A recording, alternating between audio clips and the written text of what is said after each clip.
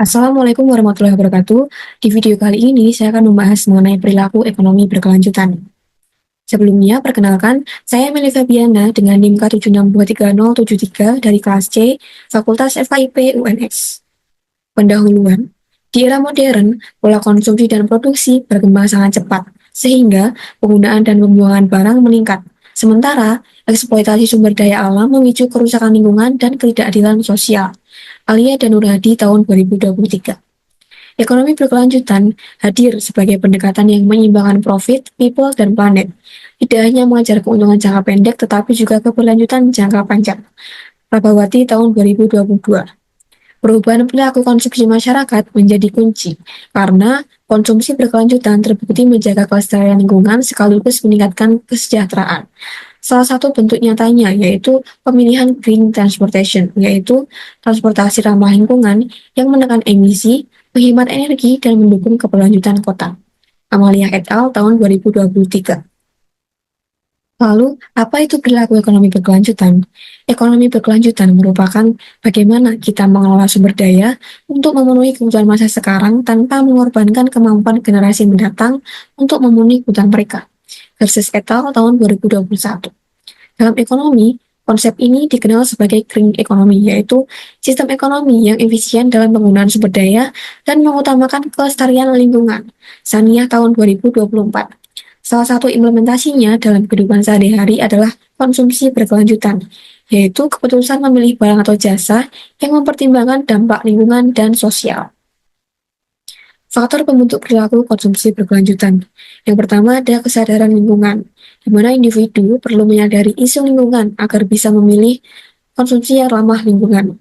Lalu ada niat untuk konsumsi berkelanjutan, ada pertimbangan ekonomi, di mana konsumen itu sering mempertimbangkan biaya jangka pendek dan jangka panjang dari pilihan yang ramah lingkungan. Manfaat dari konsumsi berkelanjutan. Ini ada 3 aspek. Yang pertama, aspek ekonomi, yaitu peningkatan produktivitas dan efisiensi operasional, pengurangan biaya produksi, peningkatan investasi dalam teknologi hijau, dan juga peningkatan stabilitas ekonomi.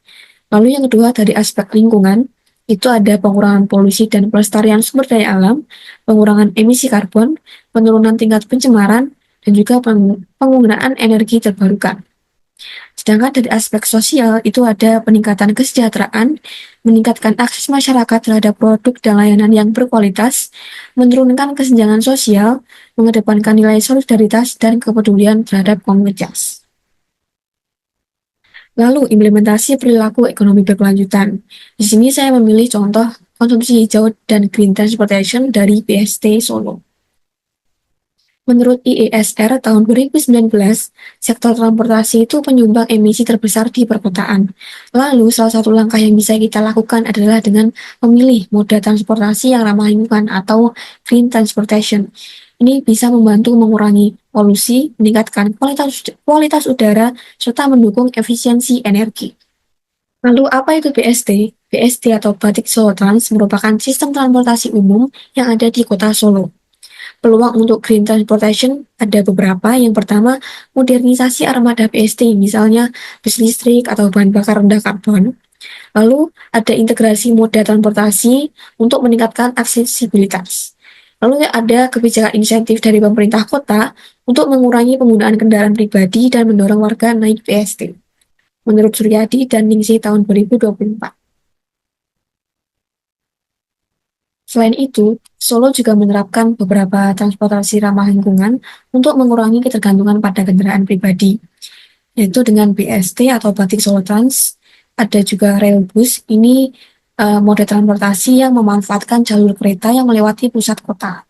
Lalu juga ada Car Free Day, ini mendorong masyarakat untuk berjalan kaki, olahraga, dan juga bersepeda. Lalu bagaimana BST ini bisa mendukung perilaku ekonomi dan lingkungan? Ini karena yang pertama, hemat biaya. Tarif BST itu terjangkau dibanding dengan biaya BBM dan juga perawatan kendaraan pribadi. Lalu ada ramah lingkungan, karena perpindahan dari kendaraan pribadi ke bus massal membantu mengurangi emisi gas rumah kaca, polusi, dan konsumsi bahan bakar fosil. Lalu ada aksesibilitas dan inklusivitas, karena dengan layanan terjangkau dan fasilitas difabel, semua masyarakat bisa mengakses transportasi tanpa beban yang tinggi. Apa yang bisa kita lakukan sebagai konsumen?